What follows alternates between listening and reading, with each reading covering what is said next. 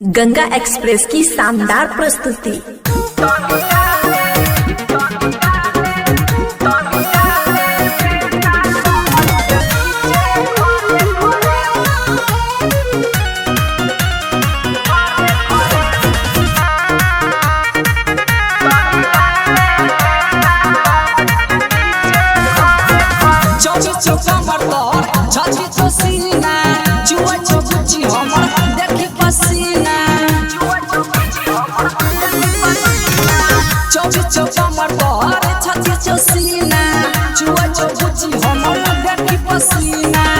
लाले नमरी तू हमरा सहरे हरे गई हरे हरे गई हरे हरे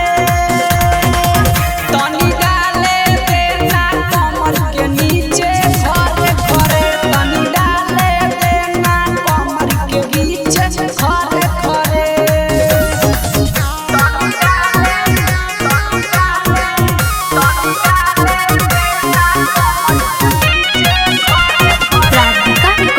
स्टूडियो सहरसा। गर्दन सुराई तोर हमर कमानी छौ झटो जवानी जैसे चांदी के पानी छौ गर्दन सुराई तोर हमर कमानी छौ झटो जवानी जैसे चांदी के पानी छौ नच कर दे पेटिया में भोरे भोरे हे दे भोरे भोरे हे दे भोरे भोरे पानी डाले देना कमर के नीचे खरे खरे पानी डाले देना कमर के नीचे खरे खरे